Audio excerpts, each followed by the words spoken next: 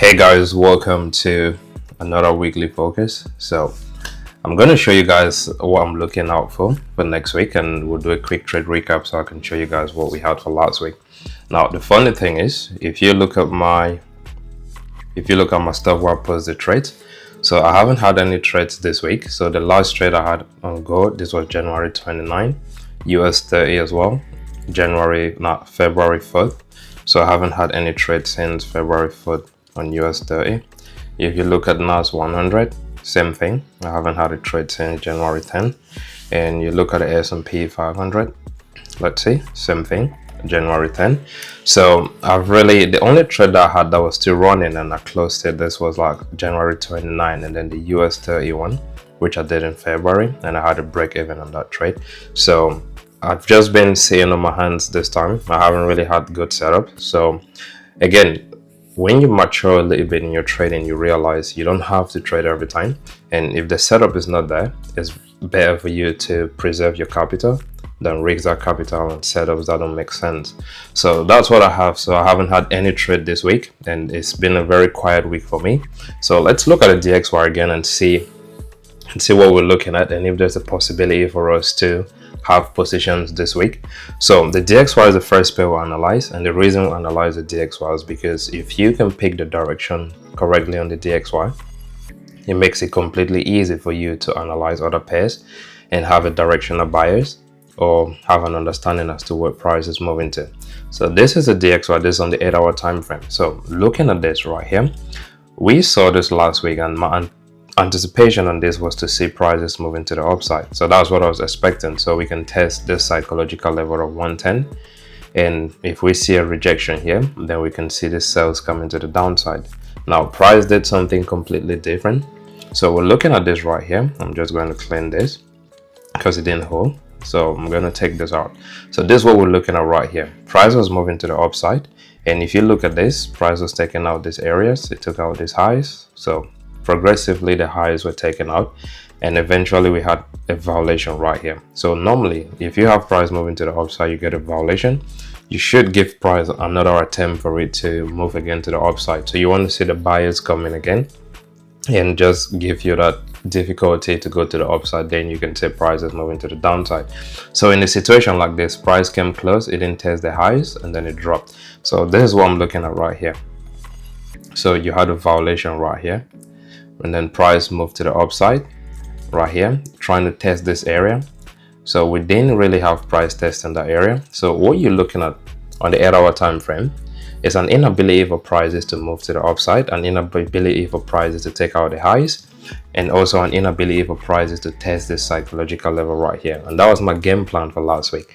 So I knew if price had to do a movement like this to the upside, then we could look at other pairs and expect prices to drop, or giving us those pullback so we can look for buying opportunities.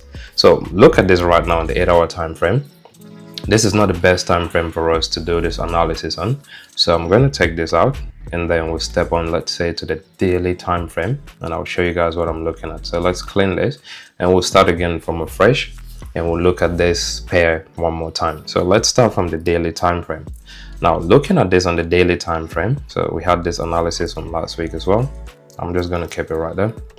So looking at this from the daily time frame, if you pay attention to this structure right here, just the structure right here, then I still have my bias for prices to move again to the upside, giving us a test of this level and probably a movement to the downside.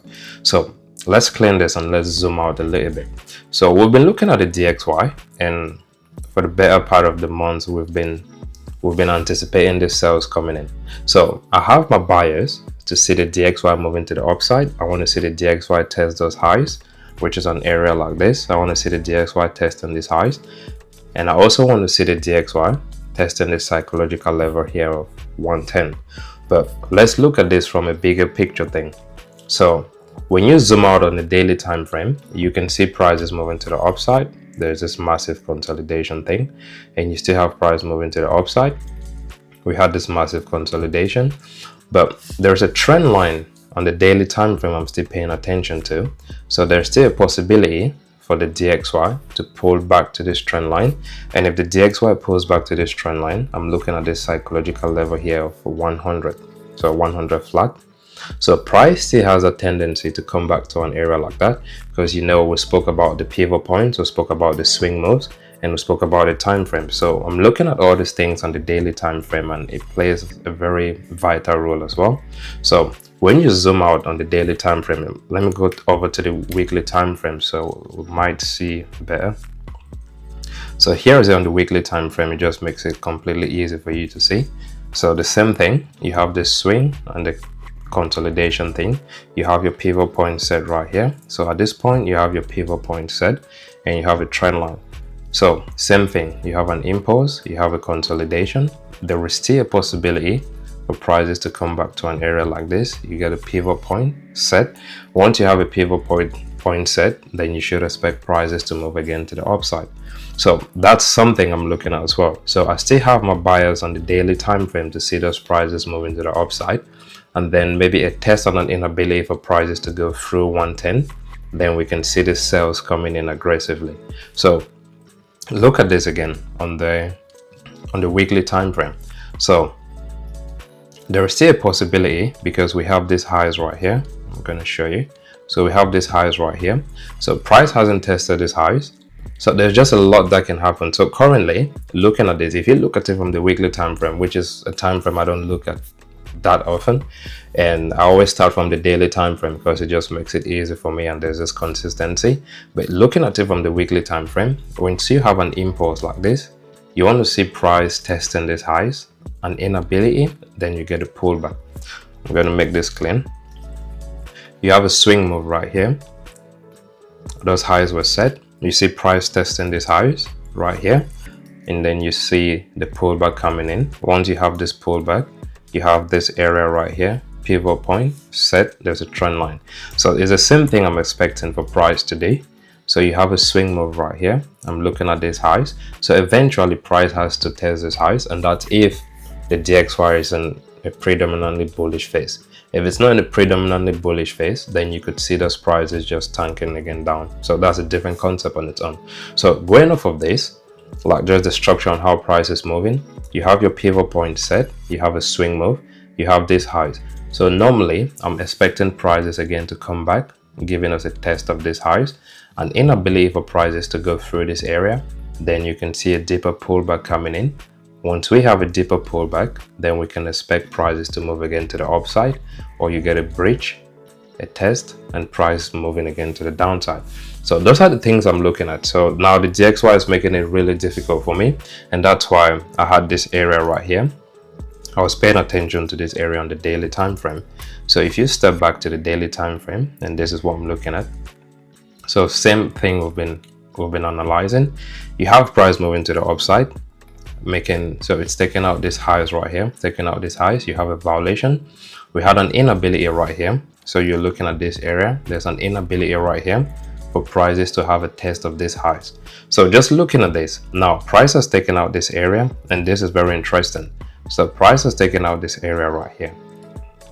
So looking at this, you might think, so if I was trading a predominantly bullish market, once you have price moving to the upside and doing its thing, so price moving to the upside like this, giving you a violation and inability, and you get a test of this area, it doesn't mean price is moving to the downside. That could simply be a pullback, or let's say a continuation from that violation, and later on you see price moving again to the upside, giving you a test of these highs. So that's one thing that's at the back of my mind. So there is still a possibility, and that's why coming into next week, looking at the DXY, I'm going to stick with my bias. Now I might be wrong. So this is a scenario where I think I might be wrong, but I'm going to stick to my bias. I'm going to stick to the principles I've been using.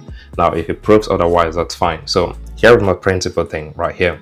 Looking at the DXY on the daily time frame, this is what I think is going to happen based off of the structure I'm looking at. So you have price moving to the upside, you have a violation. You had an attempt from the buyers to test this area, and there was that difficulty. Now price has taken out these lows. So if price doesn't move to the downside, so if we do not see an impulsive movement to the downside, then we could get ready for price to start moving again to the upside. So this is what I'm expecting from the DXY. So this is what I'm expecting from the DXY. The first area I'm looking at for us to test or for us to take out is an area like this. So we might get to an area like this, So let's say you get to an area, you get a rejection. The reason you're getting a rejection because sellers acted from an area like this, taking prices down. So you might get, let's say, minor rejection from an area like this, giving you a deeper pullback. But again, I'm expecting prices to test the psychological level of 110 right here, and I'm expecting prices to take out these highs as well. So this is what I'm expecting on the DXY. I'm gonna stick to this unless price does something else. So this is a scenario where I might be completely wrong, but based off of how I've been trading, based off of how I've been looking at prices, this is what I'm looking at right now on the DXY. I'm still expecting prices to move to the upside, and if this happens where you see the DXY moving to the upside, so if this happens where you have this price moving to the upside, then you could expect other pairs to give you the movement to the downside. So that's my analysis on the DXY right here, and we can look at this on lower time frames as well. So I'm going to take this out, and we can look at this on lower time frames. So keep this clean. So this is what we're looking at on the daily time frame. If you step down to the 8-hour time frame right here, all right, cool. So on the 8-hour time frame, let's step back to the daily and put this on the 8-hour. So let's put this, and this, and maybe this. So let's put this on the 8-hour time frame as well. So let's put this on the hourly. So let's say 8-hour right there. Keep it on the 8-hour time frame. So this is on the 8-hour time frame. Now, once you move to lower time frames, as you progress to like the 4-hour time frame and the hourly time frame, you'll probably see the structure getting clearer right here. So when you look at this, so what everybody looks at, and I look at it differently. So you have price moving to the upside, you have a violation, you have an initial attempt right here, inability for prices to take out this area, and you have this area taken out. So you might look at this and say, all right, price is moving out to the downside, because if you put a trend line here, you're correct to look at this as a downtrend as well. So if you have a trend line here, you might look at this and say price is moving to the downside. And that's why I keep saying you need to have a system you're trading. You need to have your approach to the market. So some people might look at this and say, with this movement right here, with this lows and this pullback right here, and price taking out this area, now we're in a downtrend. So if you look at it this way, that's fine, but I have a different way I'm looking at prices.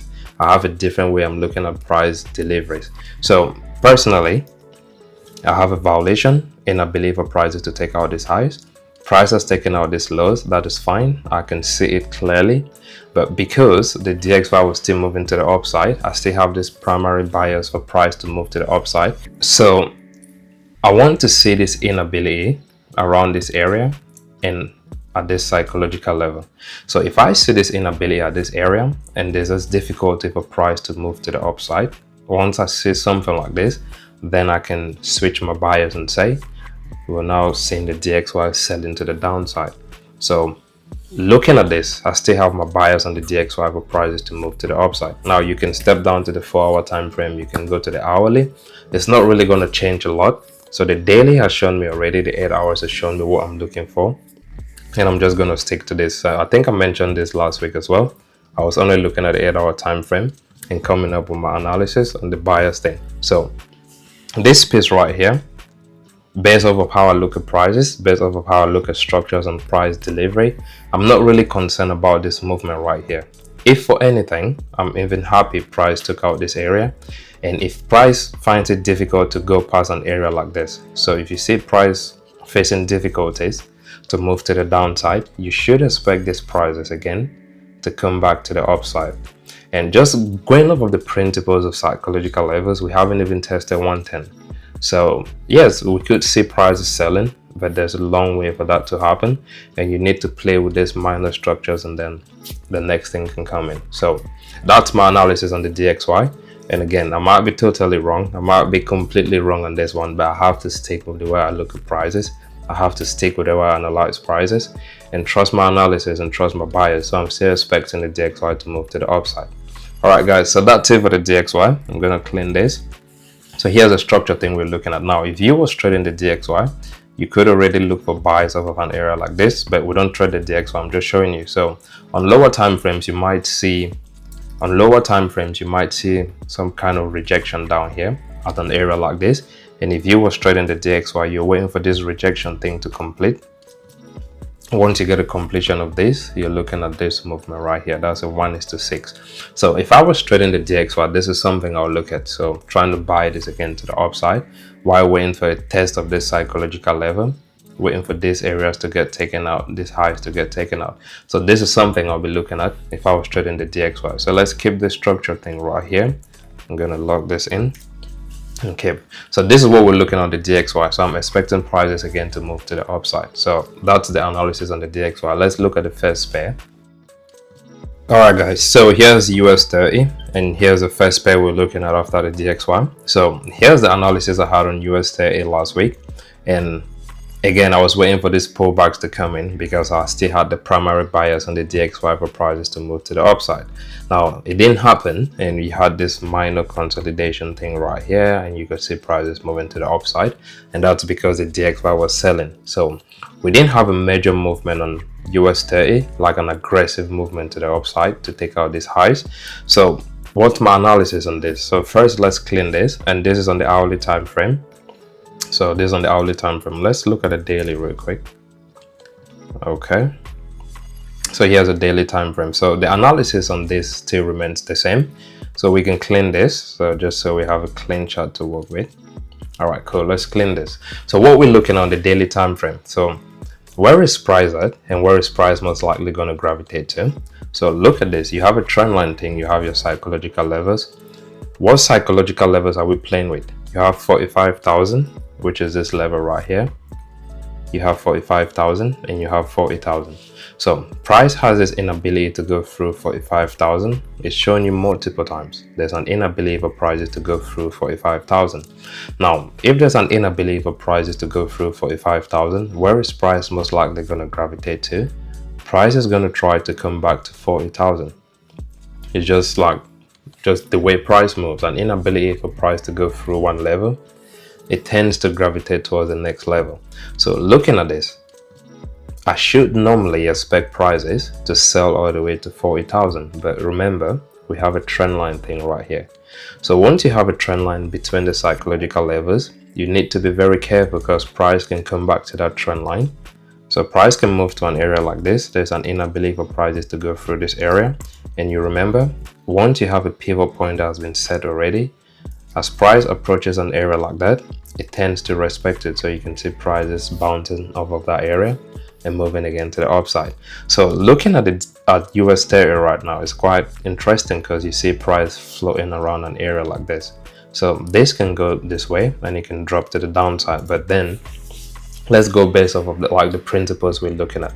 So the first one, you have a psychological level right here, 45,000.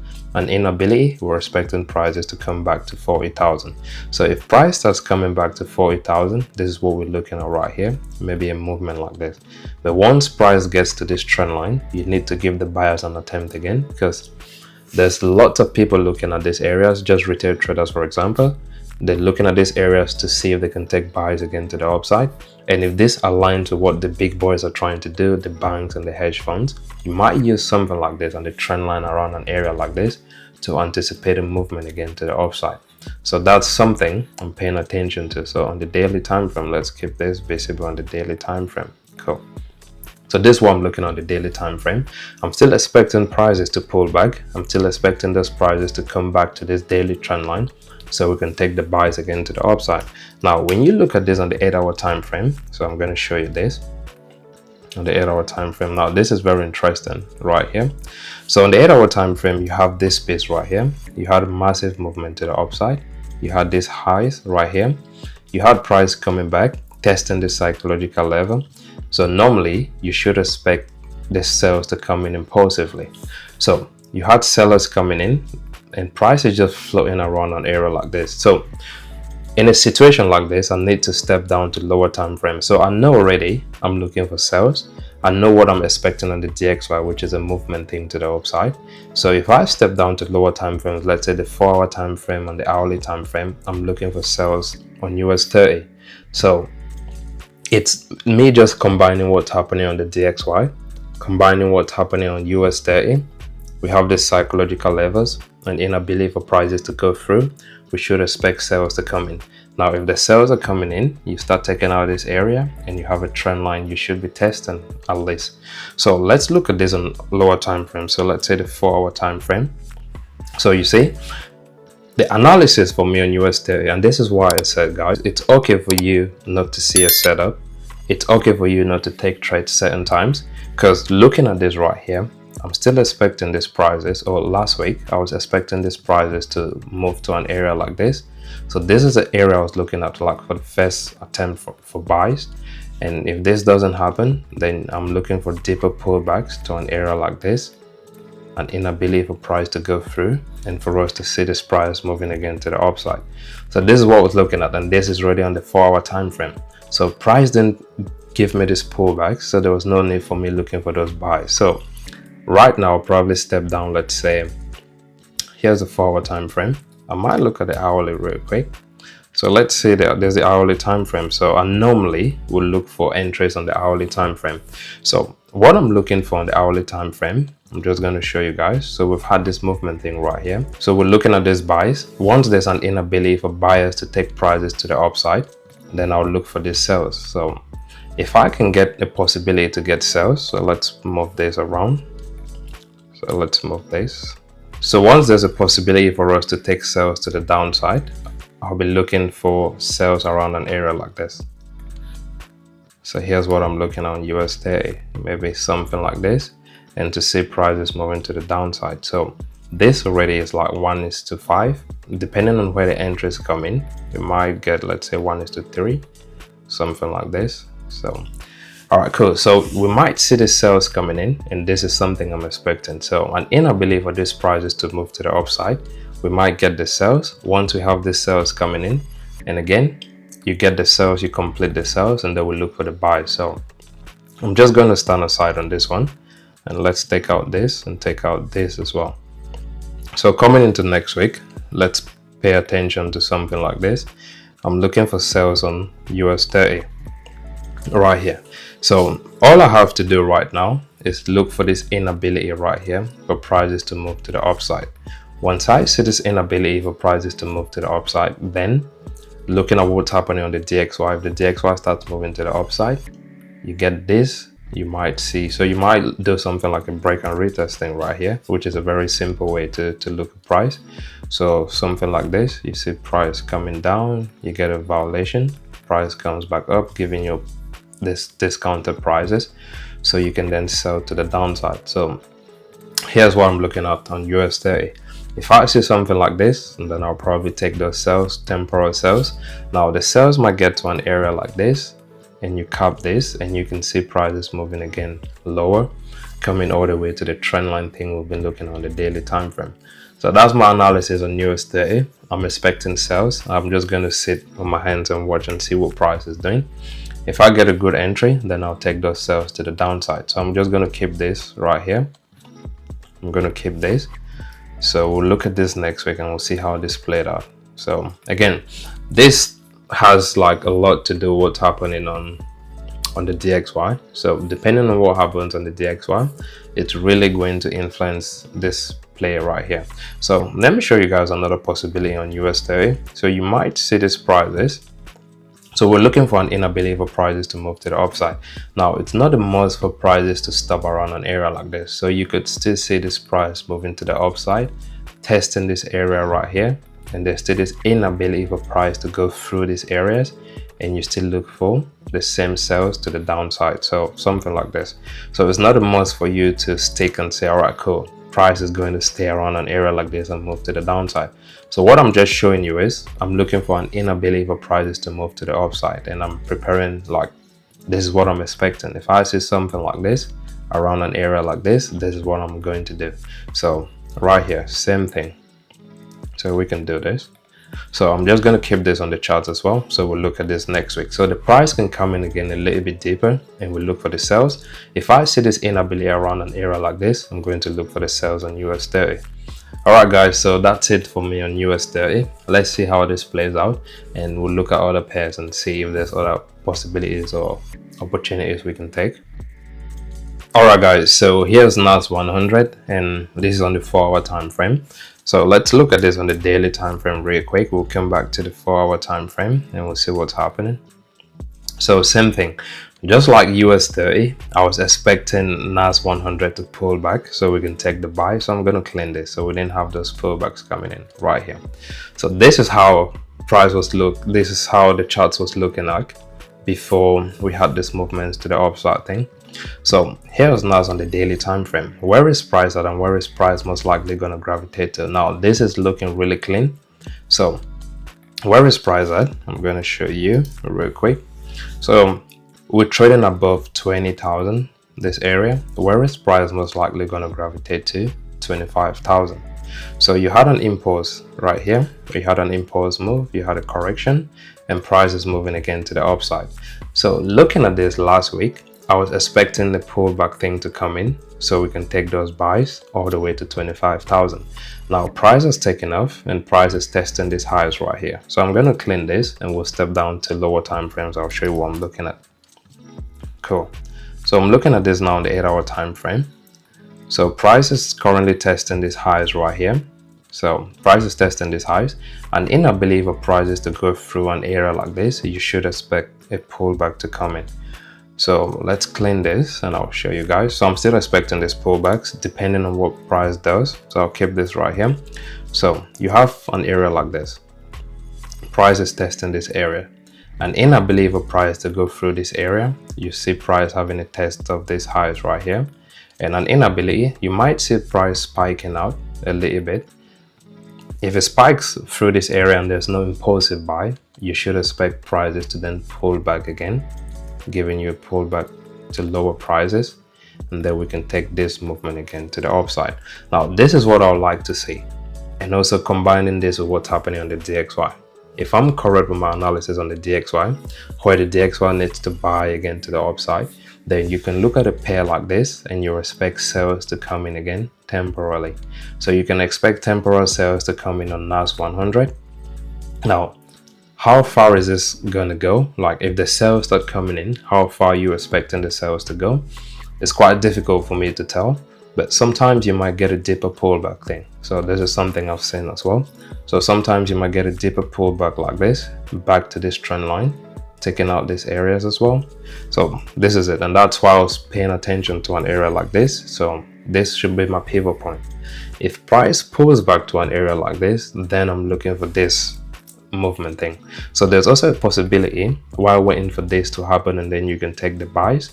If I see an inability for prices to move to the upside, here's an 8-hour time frame. Let's look at the 4-hour time frame. I'll keep this on the 8-hour time frame. So take this off them, keep this on the 8-hour time frame. So an inability then for prices to go through this area, I'm expecting sales. So I'm looking at this so we can get some sales. So let's do something like this, taking out this lows, coming back to this trend line thing. So something like this, maybe 3.9, almost 4% on a position like this. So there's a minor trend right here. There's a minor trend line thing right here. So what we can do, or what I'd like to see, is price coming back to this trend line. An inability for prices to move to the upside, you get a violation, you get a test, and we might see prices moving to the downside. So this is something I'll pay attention to on NAS100. If I see this inability for prices to move to the upside, then we can take the sales. Once we're done with this sales, I'll step back to the 8-hour time frame and I'll look for these buys on the 8-hour time frame again. So right now I'm looking for these sales on the 8-hour time frame. I want to see prices selling if there's an inability for prices to go through these highs.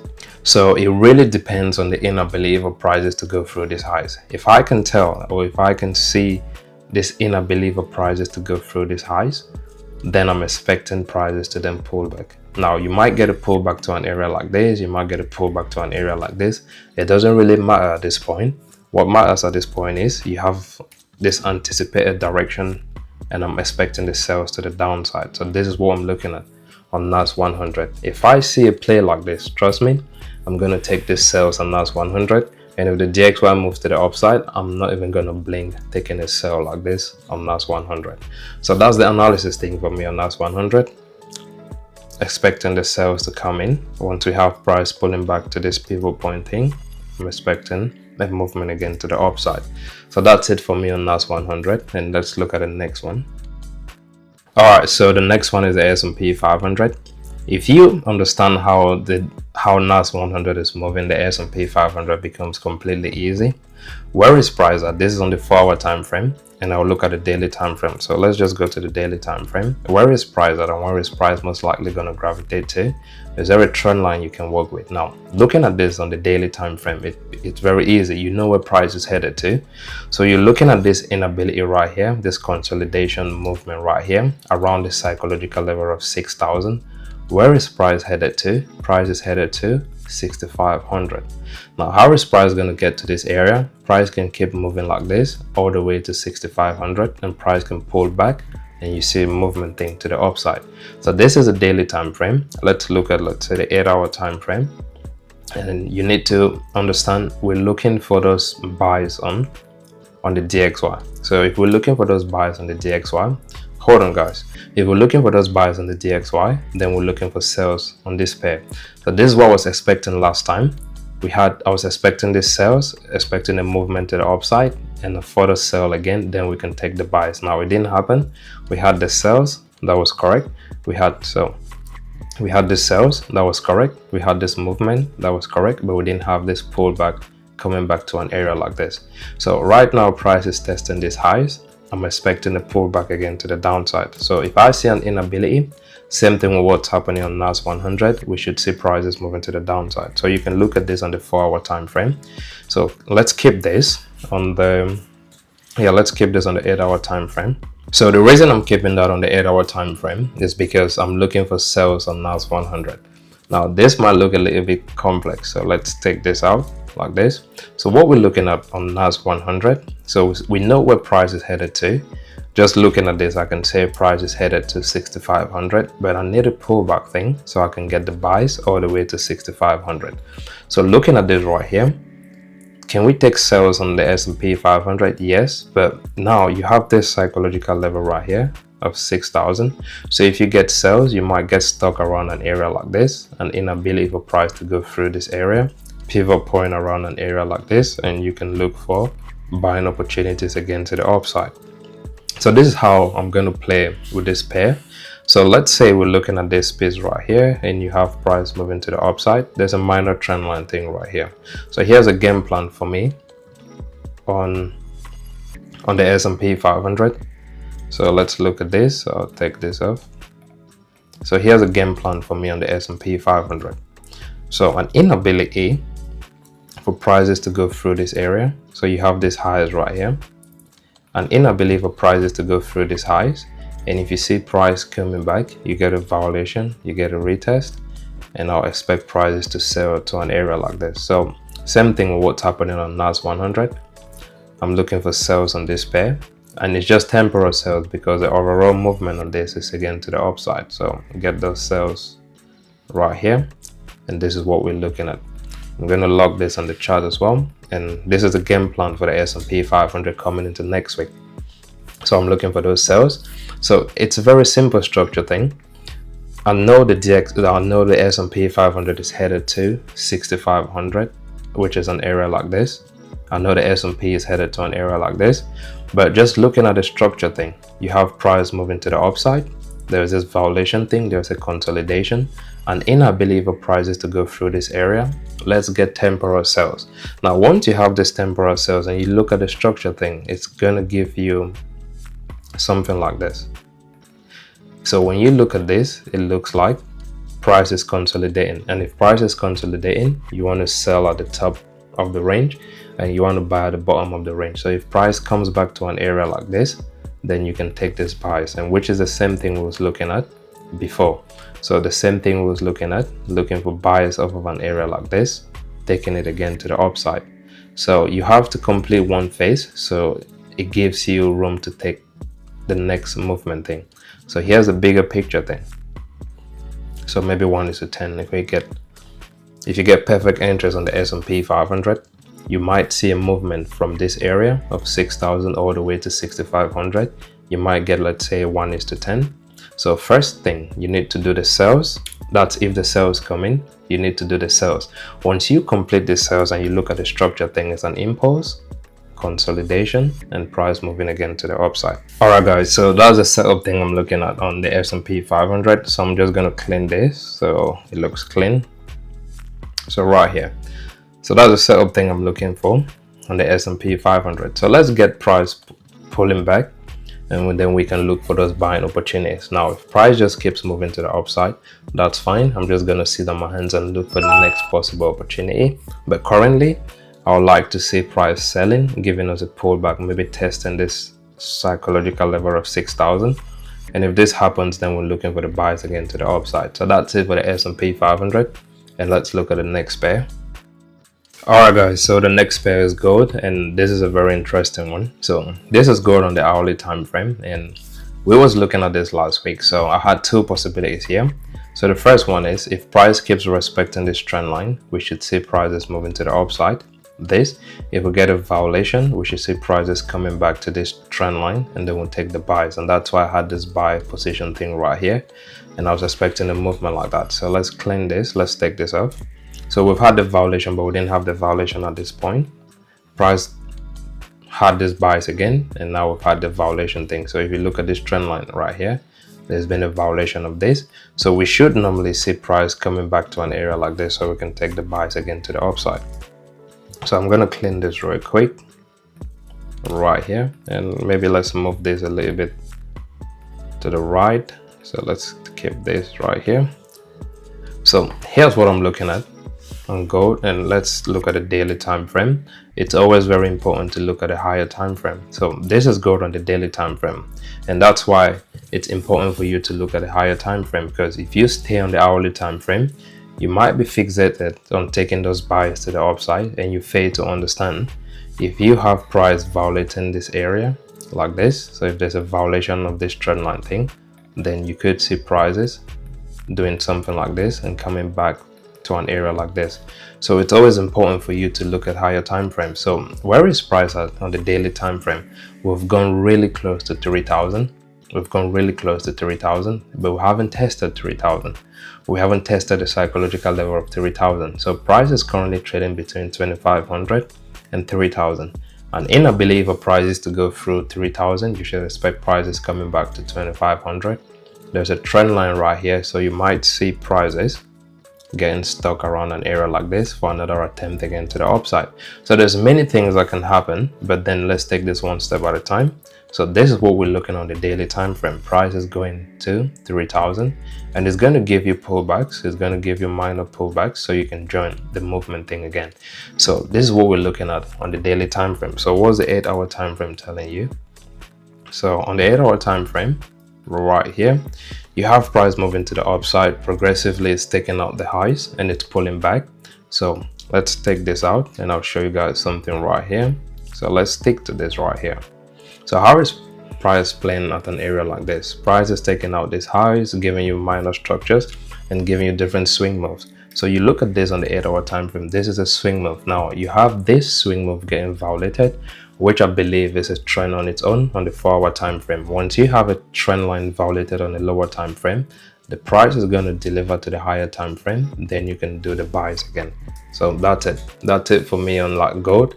So just looking at this, I'm expecting prices to come back to this trend line. I want to see prices pulling back to this trend line right here, and we'll look for another attempt again to the upside. So you can look at this on the 4-hour time frame. Again, that's why we had this buy position thing right here. So if we see the, let's say if we see this buyers, not the sellers, if we see the sellers coming in on lower time frames, so let's see we see sellers coming in to an area like this, then we're expecting prices again to move to the upside. So that's what I'm looking at on gold. Now, is there a possibility for us to take sales on gold? It depends on what's happening. Now, looking at this on the 4-hour time frame, it's very difficult for me to say I'm looking for sales on this pair right now, and that's just because of the structure thing. So you had this minor movement thing, and then you had an impulsive sell. So how do you get sales on the pair again like this? If you see, so let's say let's look at this, and you see price coming to the upside, and there's an inability for price to go through an area like this, then you might see sales coming in, something like this, and for us to take buys again to the upside. So there is still a possibility for you to sell, but personally I would say wait for prices to pull back, and you want to see price struggling to move to the upside, testing these highs on inability violation, and you see sales coming in. So yes, there's a possibility for you to see sales, something like this. Now, is this something I'm going to trade? I don't know. So it just depends on how the structure comes in. So something like this, let's say maybe 1:3. So you can look for something like this. So, but the sales for me, it doesn't really look good, and I'll wait to see what price is doing. Now, price can give you a consolidation move right here. So you see price coming back, you see this pullback thing. Already, if this happens, you're looking at an area like this right here, and you're looking at an area like this right here. So what price might tend to do is a consolidation within this area, and for you to see prices moving again to the upside, or let's say an area like this. So that's it. That's what I'm looking at on gold, and it might give you a very complex structure. Now, this complex structure doesn't change anything. It's simply an impulse. You have a consolidation, price coming to your pivot point. Once you have price testing your pivot point, you're looking for the buys again to the upside. So that's it. It's not really complex. So again, you just have to sit and wait for your setup thing to align properly. And I haven't taken a trade on this pair for quite some time, and I'm just being patient. I want to see price delivering to the areas I'm watching, and I want to see not just the delivery, but I want to see the structure, I want to see the setup. It has to align properly. If it doesn't align properly, then it makes it completely difficult for me to trade this pair. But once I have price aligning properly the way I want it to align, it makes it completely easy. So that's what I'm looking at on gold. It's not the best structure right now. I can't even take the sales, but there's lots of pairs you can have opportunities on, and that's why once you swing trading, it's very important you look at multiple pairs. You can't just stick to one pair if you're swing trading, because you might be sat here for like a month and you're not seeing a perfect setup thing for you to go in. So look at this on US30. We have possibilities for us to get sales. You look at this on NAS100, there's possibilities for us to get sales. You're looking at the S&P500 as well, there's possibilities for us to get sales. The only pair that doesn't make sense to me right now to take sales is gold. So if price sells on gold delivers to the trendline thing we're looking at, then we can take the buys. If the same thing happens on US30, you wait for the sales to come in, you can take the buys as well, or you take the sales later on, you take the buys. Same thing on NAS100, you get good entries here. If price aligns properly, you take the sales, then you take the buys. Same thing on the S&P 500. If price gives you an opportunity to come in, you take the sales, and later on you're taking the buys as well. And on the DXY, my bias stays the same. I'm expecting prices to go to the upside. And just as I said once we started the analysis on the focus thing, I might be completely wrong, and price might just decide to move to the downside. Yeah, something like that can happen. It happens every time. So I'm not correct all the time. So when you look at my win rate thing, I'm like 30% correct. So 7 out of 10 times I'm always wrong with what I'm looking at, but it doesn't change the fact that I'm being very consistent with the way I look at prices. I'm being very consistent with the way I look at my structures and my bias and the focus thing. Because if price is delivering and giving me a different structure and a different setup, then I know it's not time for me to trade. I know I just need to be patient, sit on my hands and wait for the next possible opportunity, and then I come in. So that's it, guys. I've looked at the DXY, S&P, NAS, US30 and gold. And if there's any pair you'd like me to look at next week, because I've really streamlined the pairs I'm looking at, if there's any pair you want us to look at next week, just drop it in the comment section and tell me how your trading week has been, because I've not, or your trading month has been. How has February been for you? I haven't had lots of trade in February. I've really been quiet. Yeah, and it happens sometimes. You just need to understand what phase of the market you're in. So maybe this is a period when I'm not really seeing setups, and that's fine. And another person might have a system where they're seeing setups now. The coin thing is going to flip again. Later on, price is going to deliver to the areas I'm looking at, and I'll have multiple entries and multiple trades. And maybe different people having different systems will probably be quiet during this period. So you need to understand your system, stick to it. Even during periods like this when you're not seeing anything, just stick to what you're doing, and eventually price is going to come to the areas you're looking at, and you can play the game one more time. It's a game of probability. It's a marathon, it's not a race. And as I always tell you guys, be patient, and trade consistently, and I'll see you during the next one. Bye for now.